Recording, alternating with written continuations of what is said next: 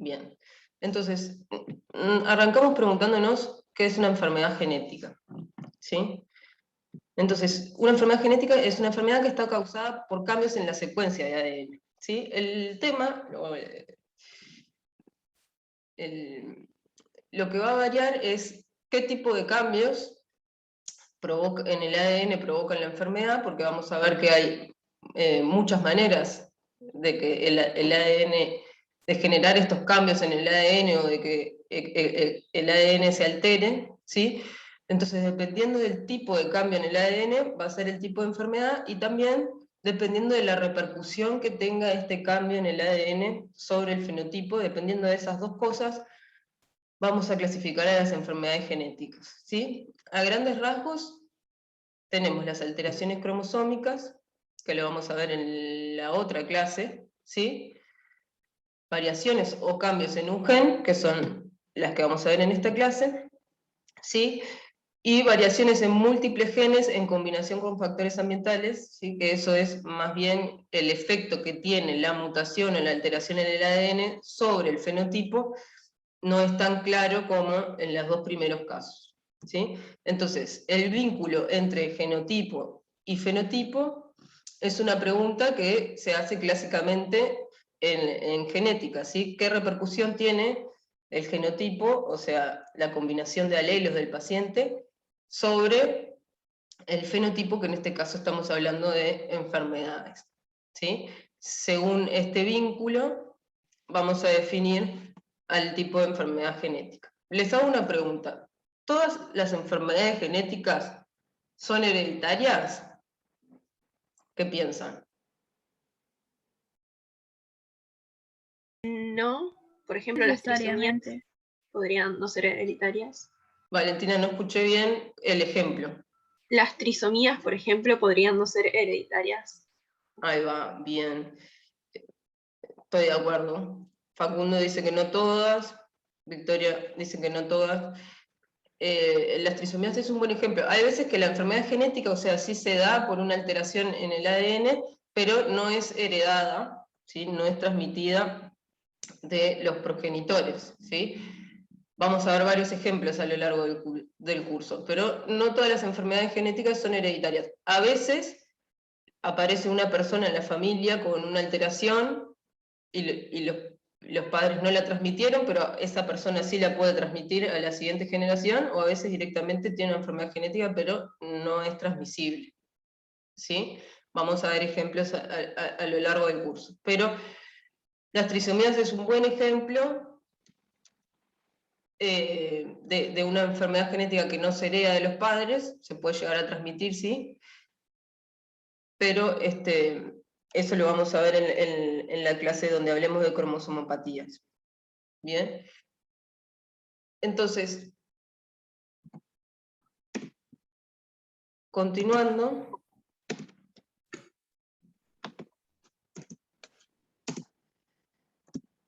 tenemos, por ejemplo, un tipo de alteración en el ADN, que vimos que era lo que ocasionaba una enfermedad genética, ¿sí? Una enfermedad que se explica por un cambio en el ADN. Un tipo de cambio en el ADN puede ser en la imagen, es un cariotipo. Me pone la computadora que se alteró el audio, ¿se escucha bien? Sí, se escucha bien. Sí, se escucha. Bien. Entonces, los cromosomas, ¿sí?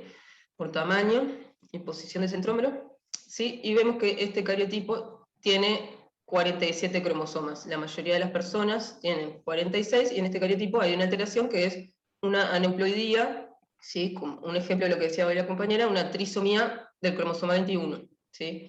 Que también lo podemos llamar síndrome de Down, ¿sí?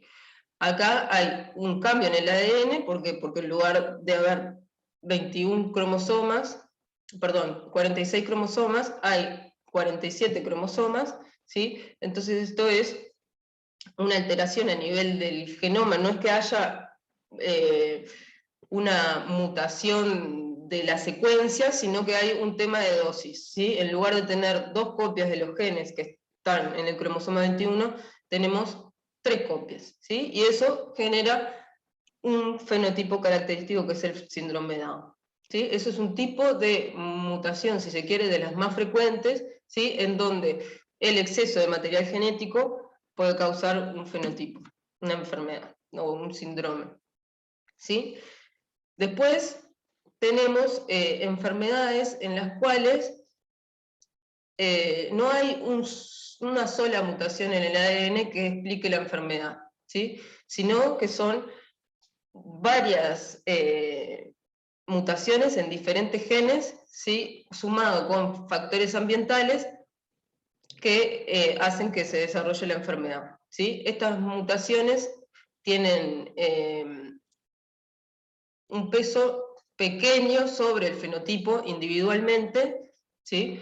Pero el conjunto de mutaciones confiere una susceptibilidad al individuo que junto con factores ambientales hace que se desencadene. Esto es lo que se llaman las enfermedades multifactoriales, que son la mayoría de las enfermedades del adulto, como la hipertensión, la diabetes, la dislipemia, ¿sí? En general, lo que los individuos diabéticos, por ejemplo, la diabetes 2, la más prevalente, lo que tienen es una susceptibilidad, o sea, algunos genes que pueden ser de riesgo, alelos de riesgo, en genes que tienen que ver con el desarrollo de la diabetes, ¿sí? Alelos de riesgo, que ninguno por sí solo explica la enfermedad. O sea, lo puede tener una persona, un alelo, pero no quiere decir que vaya a manifestar la enfermedad, ¿sí? Pero la combinación de todo junto con, en el caso de la diabetes, el ejercicio, la alimentación, hace que la enfermedad se desarrolle, ¿sí? Estas son la gran mayoría de las enfermedades, las multifactoriales, ¿tá? Que no hay una mutación específica que cause la enfermedad, sino que es una combinación de alelos junto con factores ambientales. Bien, entonces, esto es de nuevo un panorama de las enfermedades genéticas, ¿sí? O sea, enfermedades que están causadas por alteraciones a nivel del ADN. Tenemos las anomalías cromosómicas, las enfermedades monogénicas, la herencia multifactorial y otros modos de herencia no tradicionales que también los vamos a ver en una clase posterior. Entonces, ¿qué pasa? Al haber tantos tipos de enfermedades genéticas, cada tipo de enfermedad genética tiene un mecanismo diferente y por lo tanto el mecanismo de transmisión es distinto. No se transmite igual, más o menos lo hablamos un poco, una enfermedad que está causada por una mutación en un solo gen que una enfermedad que está causada por un cromosoma extra, ¿sí? Entonces, el tipo de enfermedad genética va a cambiar, que tenga el individuo, va a cambiar el modo de herencia. Si planteamos una enfermedad cromosómica, vamos a plantear un modo de herencia, vamos a asesorar a esa familia de una manera diferente a que si planteamos una enfermedad multifactorial o una enfermedad monogénica, ¿sí? Entonces, el tipo de enfermedad genética va a condicionar el modo de herencia y también el método diagnóstico, ¿sí? Porque las alteraciones cromosómicas, por ejemplo, no las vamos a detectar con el mismo método diagnóstico que vamos a diagnosticar una enfermedad monogénica, ¿sí? Porque el mecanismo es diferente y en un cariotipo, por ejemplo, que es donde detectamos las alteraciones cromosómicas, no vamos a detectar una enfermedad monogénica porque la resolución del cariotipo es de miles de millones de pares de bases, ¿sí? Y en las enfermedades monogénicas nosotros tenemos que ver a nivel molecular la secuencia del gen, en algunos casos, ¿sí? Entonces, según el tipo de enfermedad que planteemos, el método diagnóstico que vamos a solicitar. No hay un estudio genético que diagnostique todos los tipos de enfermedades genéticas, ¿sí? Eso lo vamos a ir aprendiendo a lo largo del curso, cuáles son los estudios genéticos adecuados para detectar cada patología, ¿sí? Vamos a ver que hay algunos estudios que son al barrer, sobre todo el genoma, con mayor o menor resolución, y otros estudios que son más dirigidos. Bien, entonces en esta clase nos vamos a concentrar en las enfermedades monogénicas, ¿sí? Que son las enfermedades que están causadas por mutaciones en un solo gen, ¿sí? ¿Saben más o menos cuántos genes, si bien es un número que va cambiando, cuántos genes tenemos en nuestro genoma aproximadamente? ¿No son aproximadamente de 30 a 35.000? Bueno, sí, yo el último número que tengo es 19.000, en algún momento eran 30.000 o también han sido más, pero es por ahí, ¿sí? Cerca de 20.000 genes, ¿sí? Entonces, tenemos 20.000 genes, mutaciones en cada uno de estos genes van a causar enfermedades. Ahora vamos a ver, no todo gen que muta causa una enfermedad, ¿no? Ahora lo vamos a ver mejor, ¿sí? Pero en algunos genes, cuando hay una alteración en la secuencia, eso hace que se produzca una patología. ¿Bien? Entonces, las enfermedades monogénicas son causadas por mutaciones en un solo gen, se heredan con un patrón de herencia específico, que este patrón de herencia depende de dónde está el gen que está mutado y que causa la enfermedad, o sea, si está ubicado este gen en un cromosoma sexual o en un autosoma, ahora lo vamos a ver mejor, y también el modo de herencia va a depender de la relación de dominancia entre los alelos del gen, ahora lo vemos mejor, ¿sí? Las enfermedades monogénicas individualmente son poco frecuentes, ¿sí? Están sometidas a presión de selección y son poco frecuentes, pero en conjunto afectan el 1% de la población, ¿sí? Al 0,4% de los recién nacidos vivos, y representan el 20% de las causas de anomalías congénitas, ¿no? Por lo general, los pacientes que tienen este tipo de enfermedades, que son parte de las enfermedades raras, ¿sí? Sufren lo que se llama una odisea diagnóstica, ¿tá? Pasan en promedio 4 o 5 años sin diagnóstico, a veces más, a veces menos, ¿sí? Y en general se hacen muchos estudios para llegar al diagnóstico. Es algo propio de las enfermedades raras porque son justamente raras, entonces gran parte del equipo de salud incluso nosotros muchas veces desconocemos la patología, entonces a veces es difícil llegar al diagnóstico, ¿sí? Justamente por eso de que son enfermedades muy poco frecuentes. Algunas son más frecuentes que otras. Obviamente, ¿conocen alguna enfermedad monogénica? La fibrosis quística puede ser. Bien, perfecto. Perfecto. No estaba leyendo, perdón, el chat, que sí, la clase se sube a EVA. La fibrosis quística, perfecto, es una enfermedad monogénica de las más frecuentes. ¿Alguna otra que conozcan? ¿Perdón? La hemofilia. La hemofilia también. Todos estos ejemplos los vamos a ver, a mencionar a lo largo de la clase. Hemofilia también. Hay un tipo de hemofilia que es monogénica. Muy bien. Entonces, dijimos que tenemos cerca de 20.000 genes que codifican proteínas, ¿sí? Y la mayoría de las enfermedades mendelianas están causadas por mutaciones en regiones codificantes que alteran la función de la proteína que codifica ese gen, ¿sí? Las regiones codificantes son las regiones del gen que se traducen a proteína. ¿Bien? Hay algunas mutaciones que no están en las regiones codificantes, pero la gran mayoría están ubicadas en las regiones codificantes, de las mutaciones, están ubicadas en las regiones codificantes. ¿Sí? Estas regiones representan el 1% del genoma. De toda la secuencia de ADN, solo el 1% del genoma son regiones codificantes, y en este 1% es donde se van a encontrar la mayoría de las mutaciones que generan enfermedades monogénicas, ¿sí? Entonces acá tenemos datos de OMIM, que es una base de datos que tiene las enfermedades mendelianas, ¿sí? Tiene datos de las enfermedades mendelianas, que dice que el número total de fenotipos de los cuales se conoce la base molecular es 7000, y el número total de genes que tienen mutaciones, que se conoce cuyas mutaciones en esos genes causan fenotipos, son 4600. ¿Sí? Vieron que tenemos 19.000 genes, ¿tá? Y en realidad no hay 19.000 enfermedades mendelianas, ¿sí? Hay 7.000. ¿Qué pasa? No hay genes que pueden mutar y no causar ninguna enfermedad, ¿sí? Porque su función se sustituye por la función de otro gen, o no causa nada severo, ¿sí?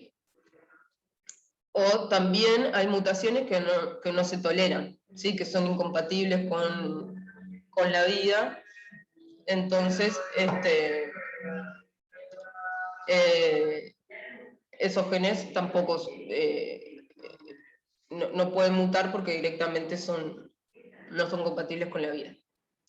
Bien, y esta discordancia entre fenotipos y genes, una posible explicación es que el mismo gen, por ejemplo, diferentes mutaciones en el mismo gen pueden dar enfermedades diferentes, ¿no?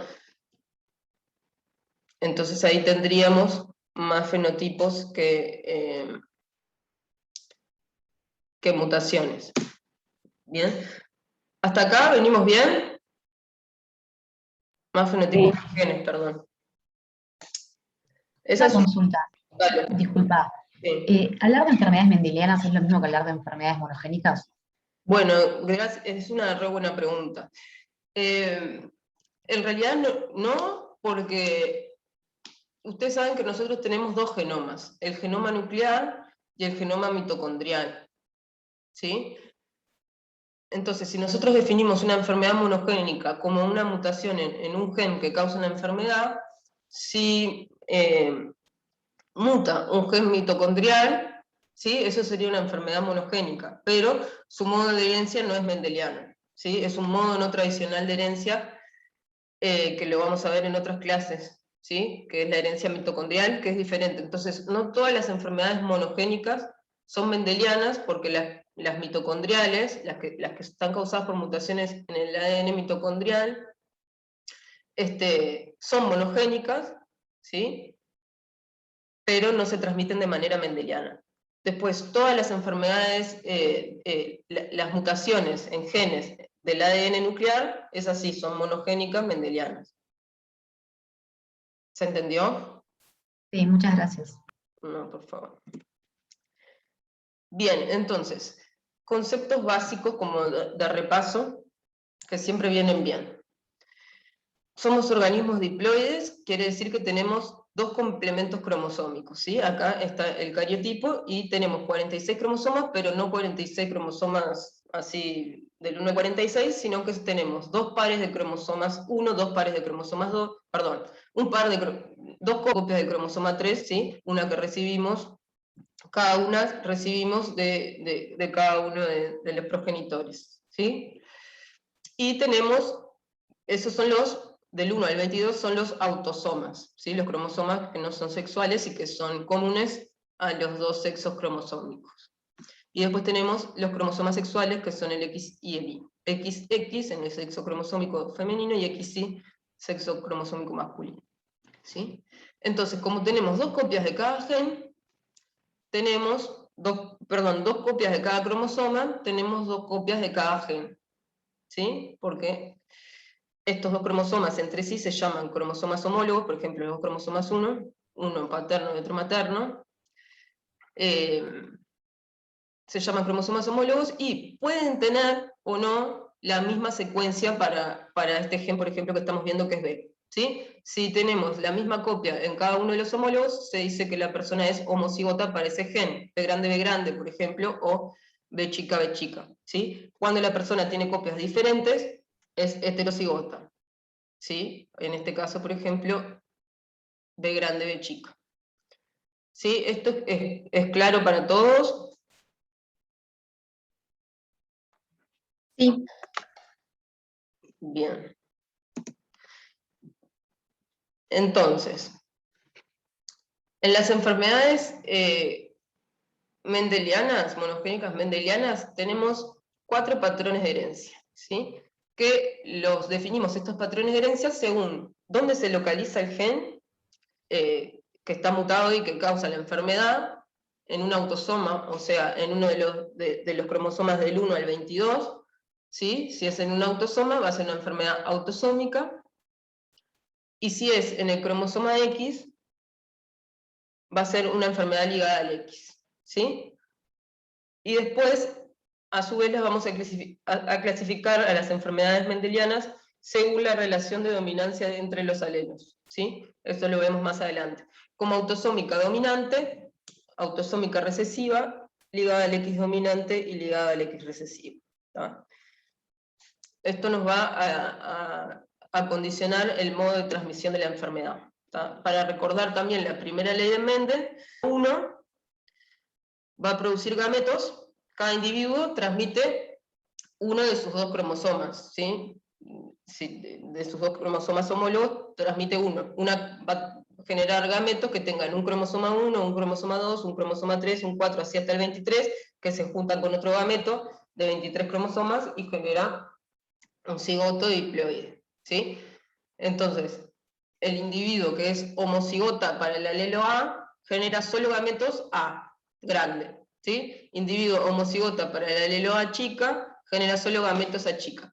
Y el heterocigota grande A chica genera el 50% de los gametos A grande y el 50% de los gametos A chica, ¿sí? Esto nos va a servir para calcular las probabilidades de transmisión de las enfermedades mendelianas.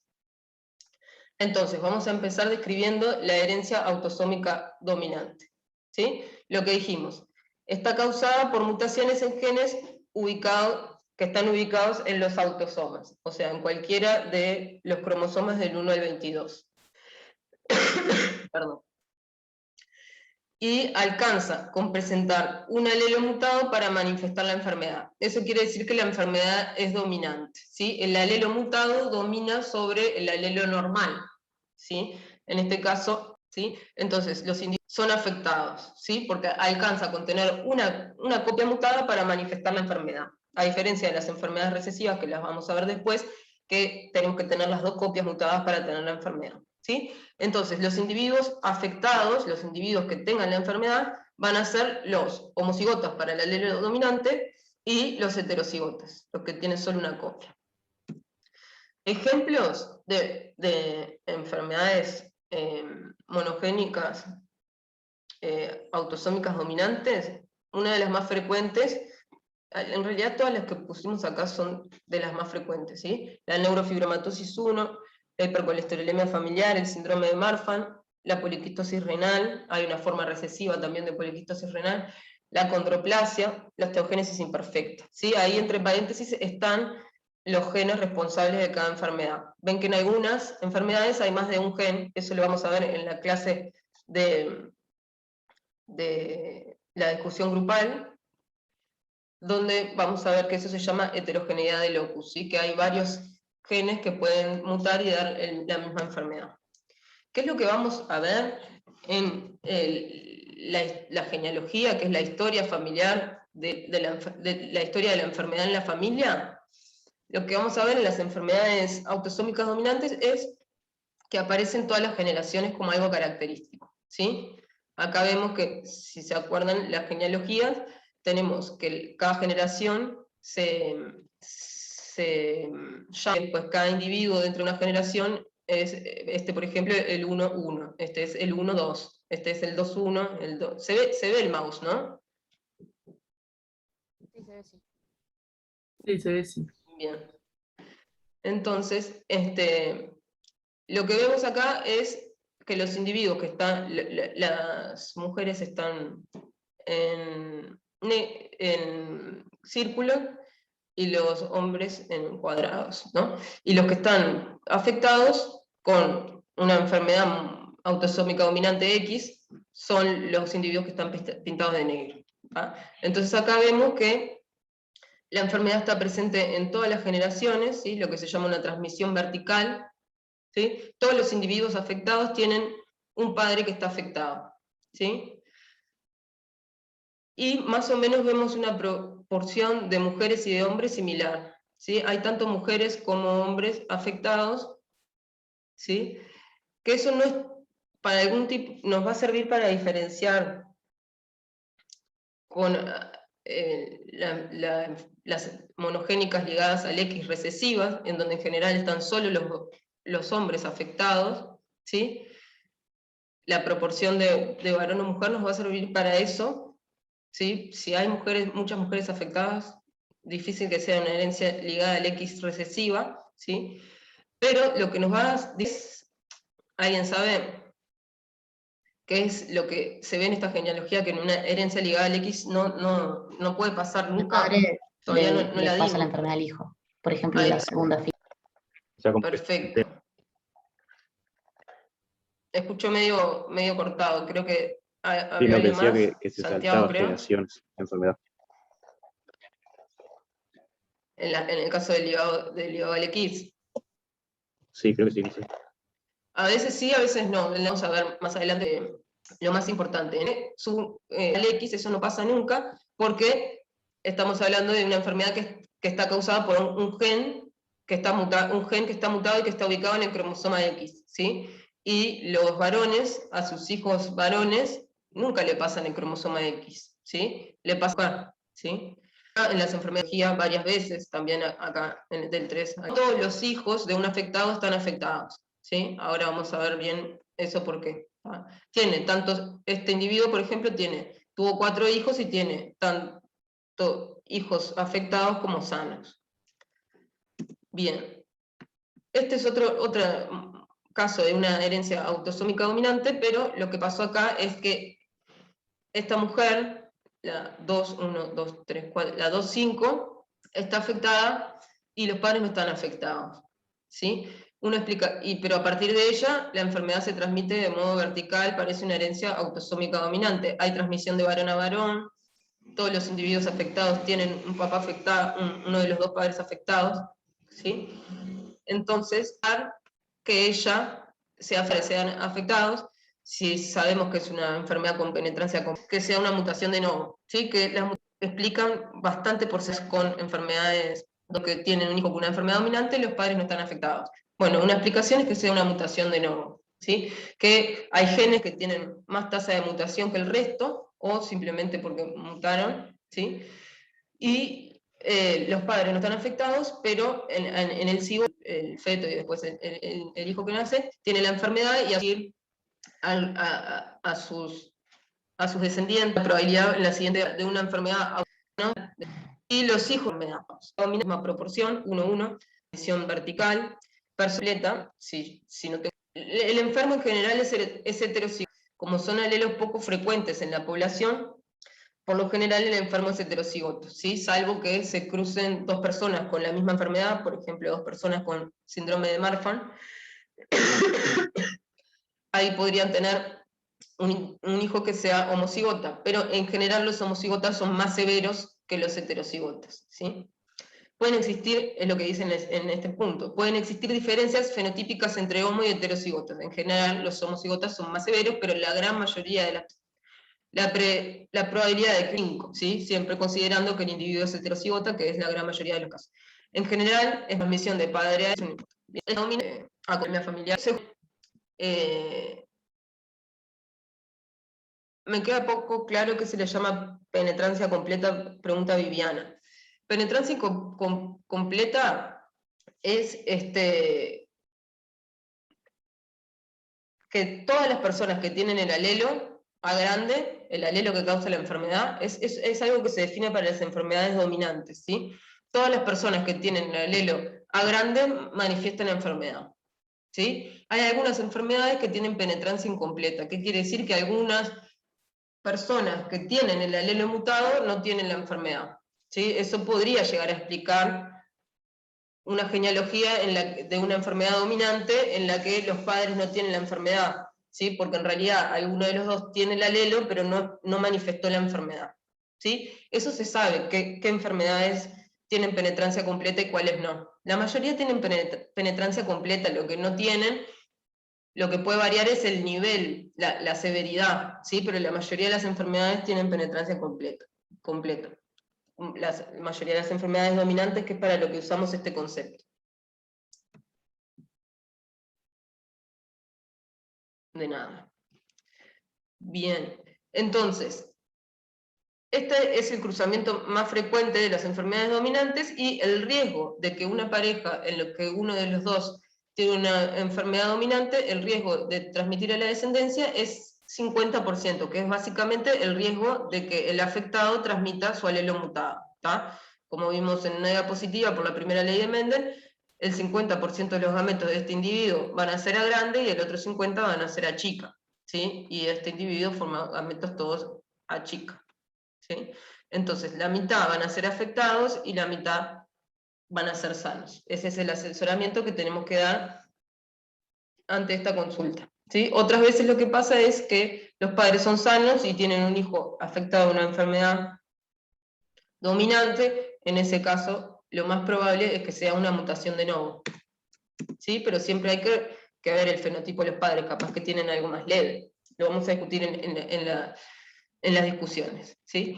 Entonces, mecanismo molecular de la herencia autosómica dominante, esto es sobre todo para explicar la dominancia, ¿sí? ¿Por qué no me alcanza con tener una copia normal para tener la enfermedad? ¿Sí? Entonces acá, en este dibujo, por ejemplo, acá a la izquierda, nos muestra cuando tengo los dos genes normales, se produce, los dos alelos generan la proteína, ¿sí? Cuando tengo un alelo mutado, por ejemplo, con una pérdida de función, voy a tener un alelo que no genera la proteína y el otro que sí, ¿sí? Entonces voy a tener menos cantidad de esa proteína, ¿sí? Entonces hay genes que no toleran esto, ¿sí? Y entonces ahí se da la enfermedad por lo que se llama haploinsuficiencia o sensibilidad a la dosis génica, ¿sí? Si bien tengo un gen que produce la proteína de forma normal, no me alcanza, ¿sí? Por ejemplo, este es el caso de la hipercolesterolemia familiar, ¿sí? Que lo que hay es una mutación en el receptor de LDL, ¿sí? Voy a tener receptor de LDL en los macrófagos, en la superficie de los macrófagos, pero no voy a tener la cantidad suficiente como para entrar todo el LDL a la célula y sacarlo de la sangre. Entonces, de todos modos, aunque entre colesterol a la célula, va a estar aumentando sangre, ¿sí? Eso es un tipo de mecanismo de por qué se generan las enfermedades dominantes. Otro ejemplo es la ganancia de función, ¿sí? No, perdón, quería decir otra cosa. En general, los genes que codifican para enzimas, ¿sí? Cuando están mutados, una de las dos copias no generan enfermedad, ¿sí? En general, las enfermedades que están causadas por mutaciones a nivel de genes que codifican enzimas son recesivas, ¿sí? Porque con una copia, la enzima, si bien tengo menos cantidad, aumenta la actividad catalítica y compensa la falta del otro alelo, ¿sí? Entonces, en general, las enfermedades, los errores innatos del metabolismo, que son los que están causados por mutaciones en las enzimas predominantemente, son recesivos, ¿sí? Pero el tipo de mutación también puede ser una ganancia de función, ¿sí? Por ejemplo, en el neoplasia endocrina múltiple, ¿sí? Hay un tipo de neoplasia endocrina múltiple que está mutado del gen RET, y lo que hace es que ese gen esté activado, es un gen que tiene que ver con el ciclo celular y la división celular, ¿no? Entonces, hace que ese gen esté activado independientemente del ligando. Entonces está todo el tiempo activado el gen, y la célula se divide, y eso predispone a tumores, ¿tá? Entonces, por más que tenga una copia normal, también se está expresando la otra copia, ¿sí? Y está teniendo esa función independientemente de la copia normal. Entonces ahí también se genera una enfermedad dominante, ¿sí? ¿Se entienden estos mecanismos de por qué a veces no alcanza solo con tener una copia normal? ¿Sí?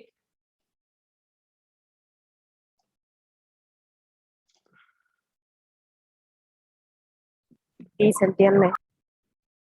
Bien, gracias. Lo puedo explicar de nuevo si no queda claro.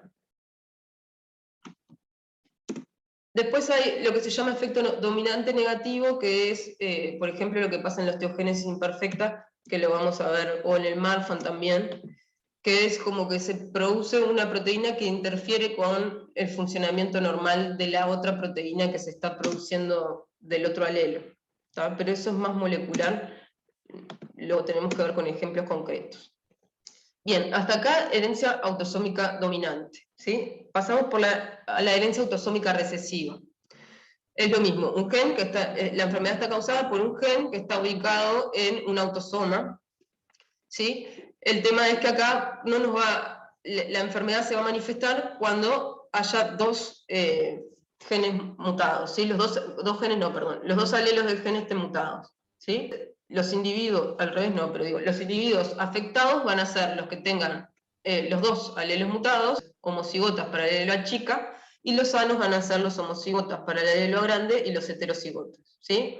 No me alcanza con tener un alelo mutado para tener la enfermedad. Sanos, portadores les podemos llamar, ¿sí? Entonces eso, causado por mutaciones en genes ubicados en los autosomas, y es necesario tener los dos alelos mutados para manifestar la enfermedad. Ejemplos son los errores innatos de metabolismo, lo que hablábamos antes, la fibrosis quística, por ejemplo, que habían mencionado. Hay miles, ¿no?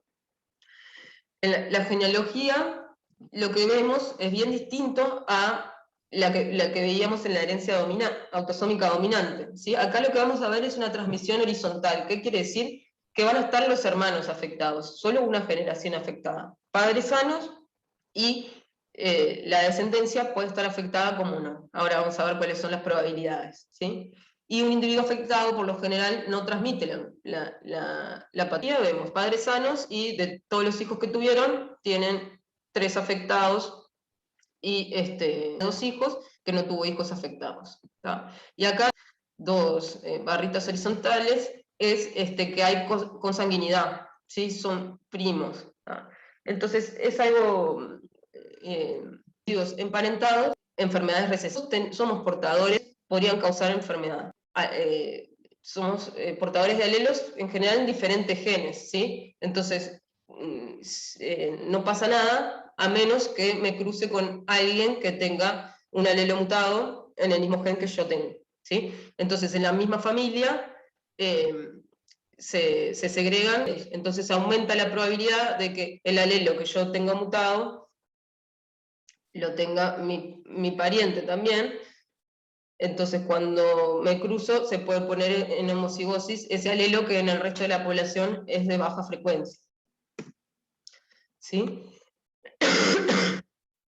Bueno, por lo general es esto, las familias que tienen afectados de enfermedades recesivas, los padres son sanos, como en este caso y en este caso, ¿sí? Pero tienen un primer hijo afectado, por ejemplo, de una enfermedad recesiva. Ahí lo que tenemos que suponer es que, por ejemplo, tiene un hijo con fibrosis quística. Sabemos que la frecuencia de portadores es bastante alta, entonces lo que tenemos que suponer es que los padres son portadores. O sea, ¿cuál es el riesgo de que vuelva a recurrir la fibrosis quística en esta familia? ¿Qué les parece? Que tengan otro hijo con fibrosis quística. De un 25%, pues.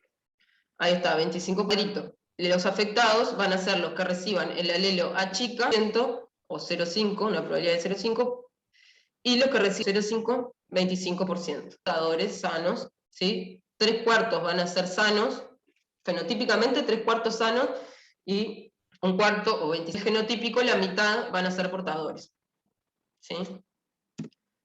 Bien, entonces, para repasar, ¿se puede distinguir en una genealogía si la enfermedad es recesiva o es una mutación de novo? Sí. Bien, la pregunta.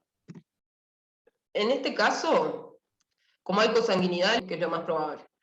De novo, ¿se acuerdan que lo que habíamos visto de la mutación de novo, vamos para atrás, están afectados, pero sus hermanos y hermanas no están afectados, ¿sí? Que mutó, ¿no? Entonces, en este caso, como de nuevo, sería muy poco probable, porque los 3 tienen que haber tenido la misma mutación de novo, ¿sí? Eso es muy improbable. Entonces, en este caso no no planteamos mutación de novo.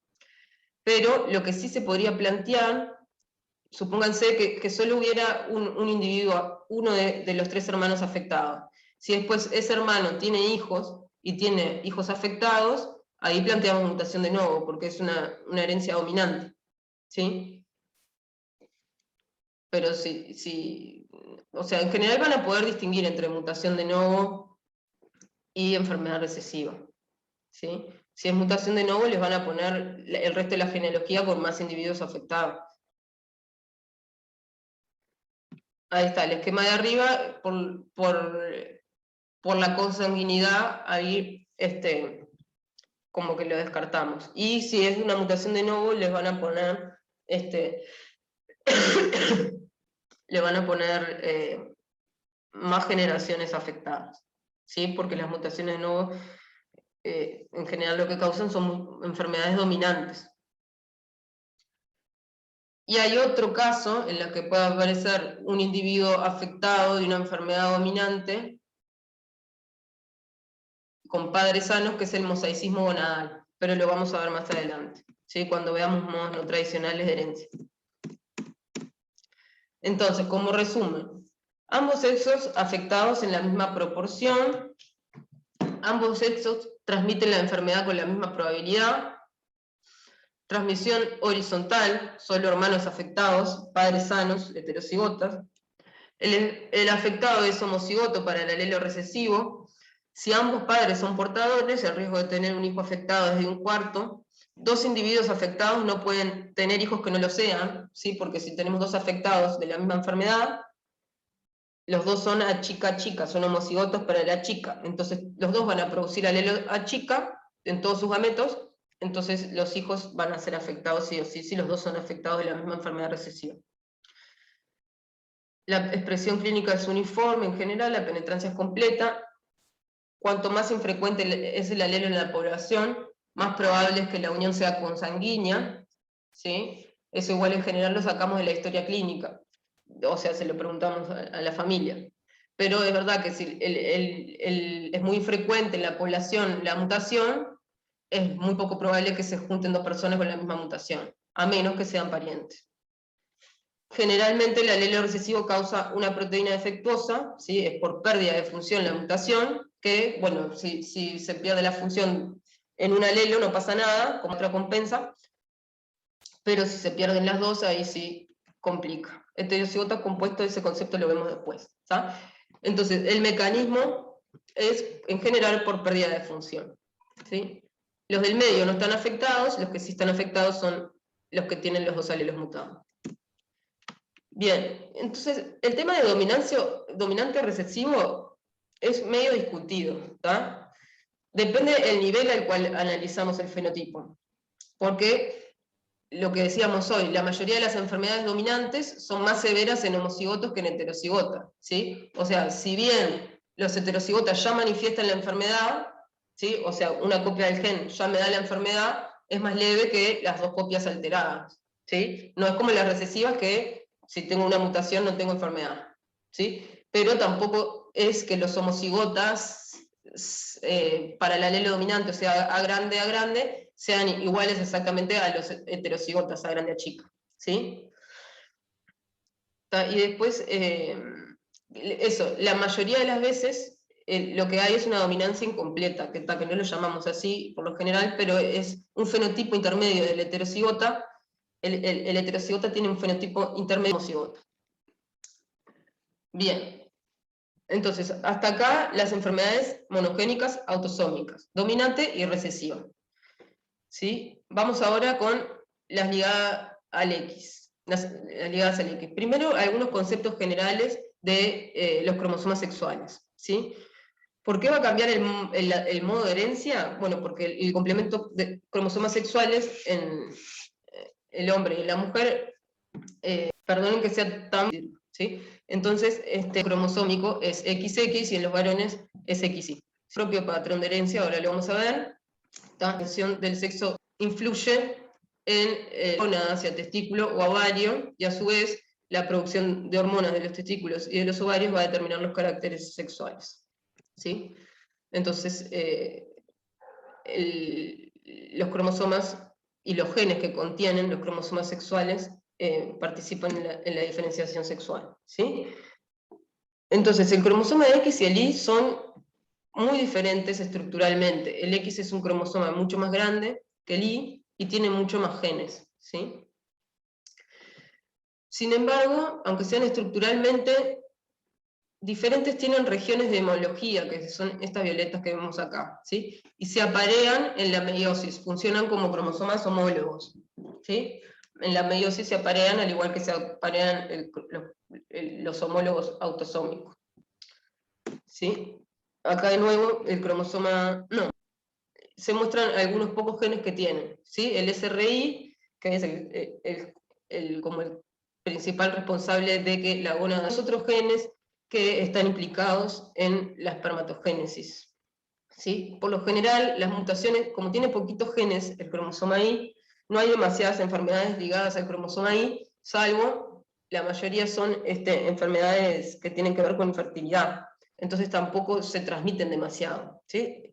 Por lo general, la herencia ligada al Y no la estudiamos porque son poquitas enfermedades y general de todos los cromosomas, una gráfica, y en el eje de la Y está el número de genes, y en las X el cromosoma Y es un cromosoma de los más pequeños, y además es el que tiene menos genes, ¿sí? El cromosoma X es un cromosoma mediano, ¿sí? Y tiene un número de genes importante.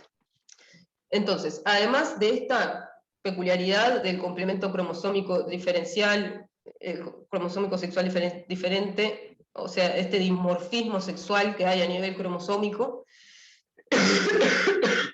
perdón. Además de eso, hay otra peculiaridad de estos cromosomas, y es que en los núcleos de las células XX, ¿sí? Es que en esos núcleos se inactiva uno de los dos cromosomas, ¿sí? Algo que se llamó históricamente compensación de dosis, ¿sí? Pero eso si lo vemos en función de que el cromosoma Y tiene pocos genes, ¿sí? Entonces, en realidad, las mujeres tienen dos cromosomas X, pero funcionalmente tienen uno solo. ¿Por qué? Porque uno de los dos se inactiva en todas las células, ¿sí? Y esto ocurre en etapas tempranas del desarrollo, ¿sí?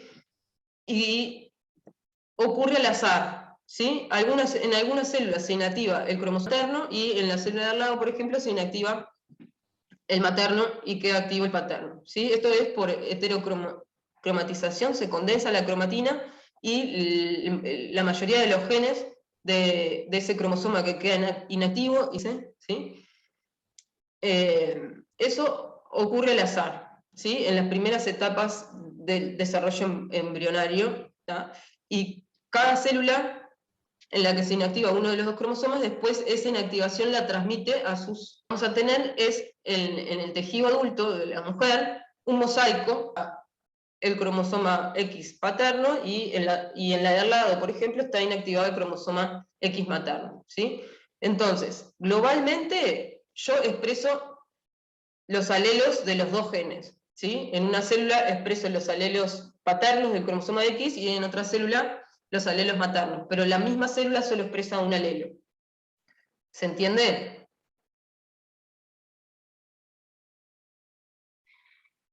Sí.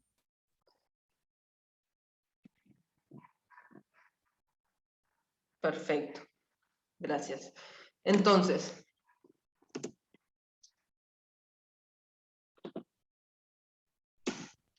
en general, lo más del 50% de las células a nivel global de todo el organismo tenga el cromosoma X materno inactivado, y el 50% de las células tenga el cromosoma X paterno inactivación sesgada, que hay más cromosomas paternos, por ejemplo, inactivados que maternos, ¿sí? Esto es importante para algún tipo de enfermedades, ¿tá?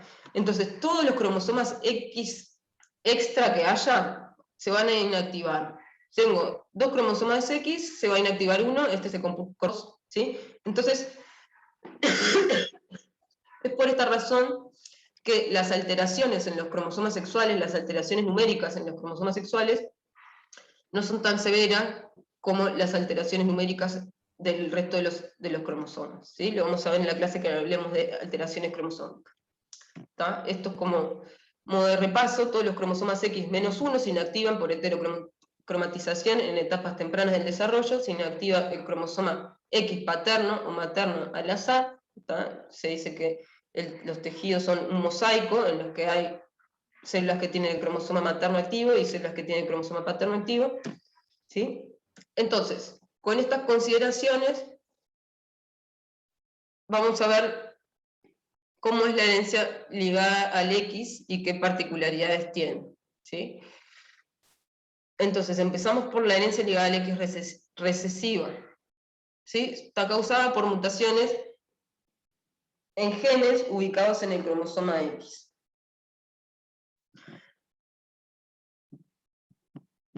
Entonces, en este caso tenemos que hacer una diferencia entre los genotipos de los hombres y de las mujeres, ¿sí?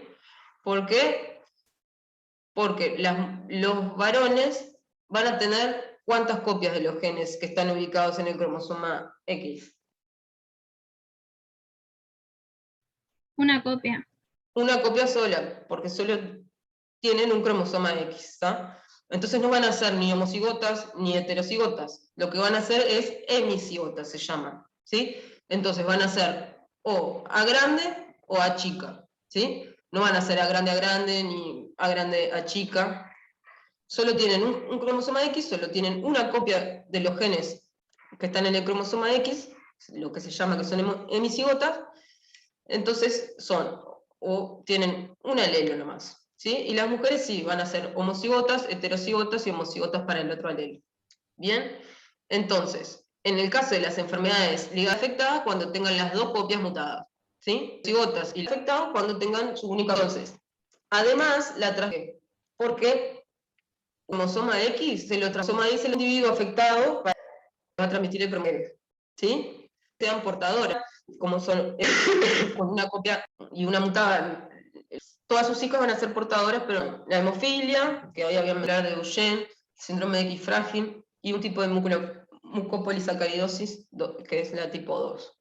¿Sí? Estas son algunas de las enfermedades ligadas al X recesivas. ¿Sí? Lo que vamos a ver en la genealogía es, si conocen personas daltónicas, por ejemplo, seguramente sean varones, ¿sí?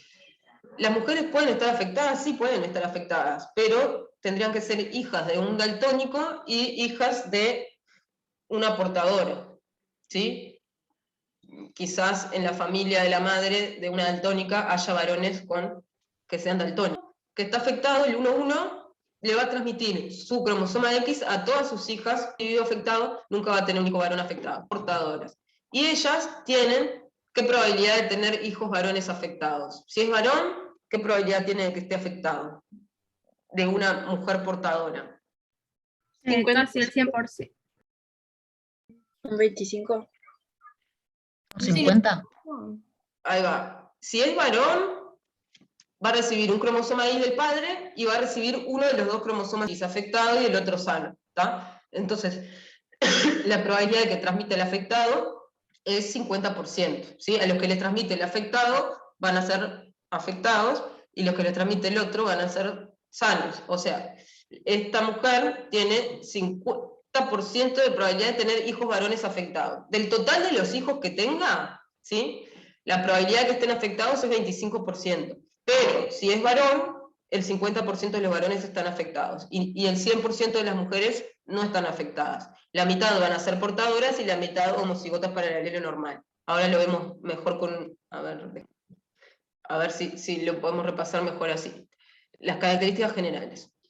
En general ya no están afectados los varones, no hay transmisión de padre a hijo, la transmisión es a través de mujeres portadoras heterosexuales.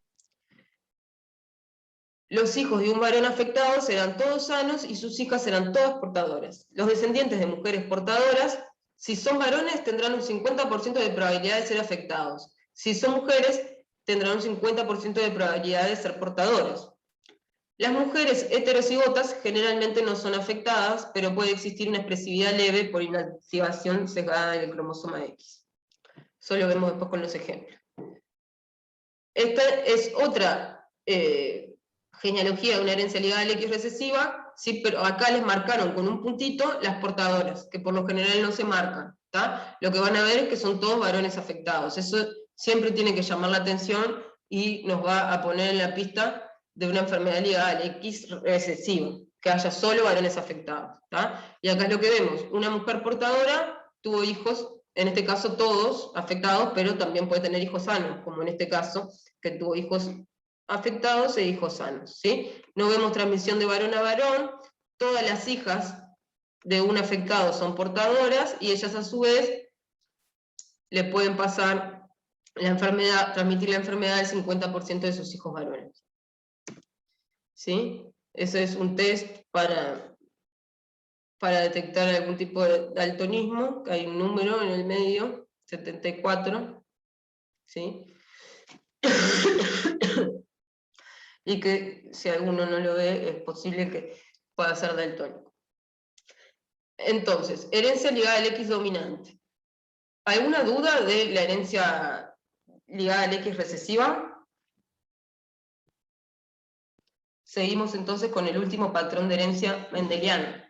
La herencia ligada al X dominante está causada por mutaciones en genes ubicados en el cromosoma X, y acá los afectados van a ser los hombres hemicigotas y mujeres homocigotas, no. Y las homocigotas o las heterocigotas, ¿sí? Las heterocigotas ya están afectadas. Entonces, algunos ejemplos son el síndrome de Rett, el raquítico.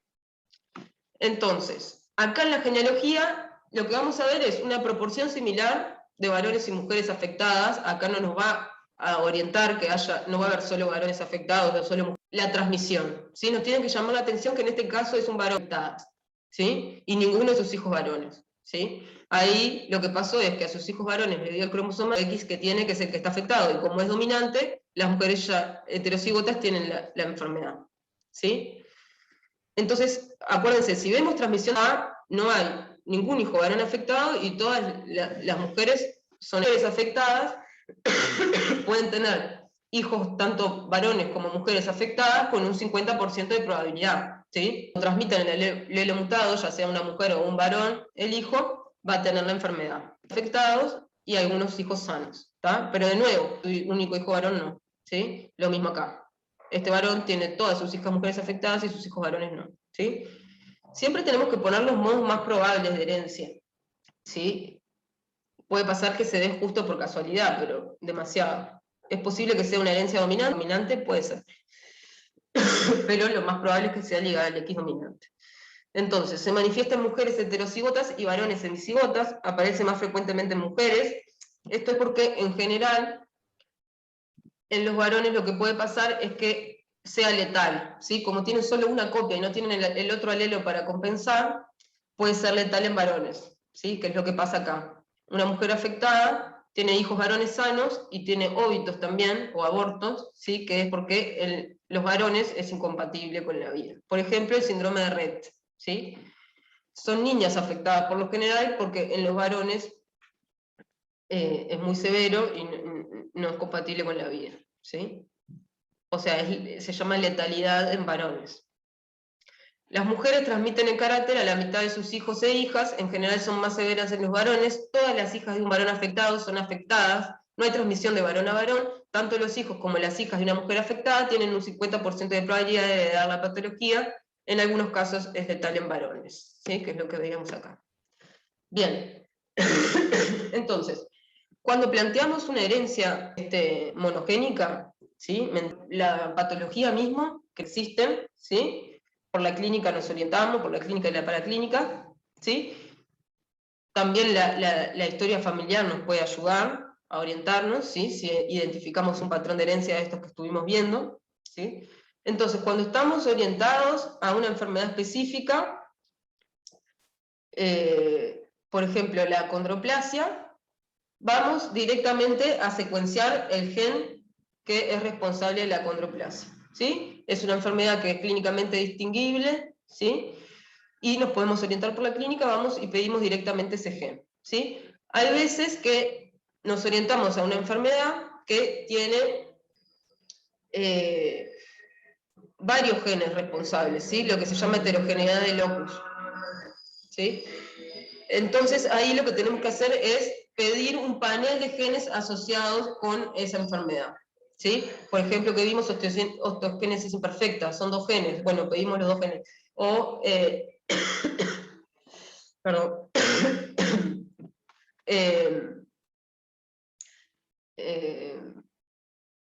síndrome de Kabuki, por ejemplo, que es un síndrome, una enfermedad dominante que tiene varios genes que explican la enfermedad, ¿tá? O Rubinstein-Taylor, varios genes que explican la enfermedad. Entonces, se pide, cuando estamos orientados por la clínica a esa enfermedad, pedimos el panel de genes asociados con esa enfermedad, ¿sí? A veces lo que nos puede pasar es que, ya sea por el tipo de patología o por la historia familiar, estamos pensando en una herencia monogénica, pero no tenemos una orientación de un síndrome claro, ¿sí? Entonces ahí, por lo general, lo que se pide es el estudio de todas las regiones codificantes del genoma, lo que vimos al principio de la clase, ¿sí? Entonces ahí vamos a estudiar al mismo tiempo todos los genes, ¿sí? Y en realidad las regiones codificantes, es lo que se llama exoma, ¿sí? Los exones del gen, ¿sí? Estudiamos al mismo tiempo todos los exones a ver si encontramos alguna patología, alguna mutación en algún gen que nos explique la enfermedad del paciente, que por la clínica no estamos muy orientados, ya vimos que hay miles de enfermedades genéticas y que a veces con la clínica no es fácil tener una orientación, ¿sí? Entonces en ese caso vamos a pedir un estudio más al barrer sobre el genoma, como es el exoma, ¿sí? O a veces la secuenciación genómica completa, que ahí incluye regiones no codificantes, ¿sí? Eso lo vamos a ir viendo a lo largo del curso. Hasta acá es la clase de hoy. ¿Tienen algún comentario, duda que quieran hacer o preguntar?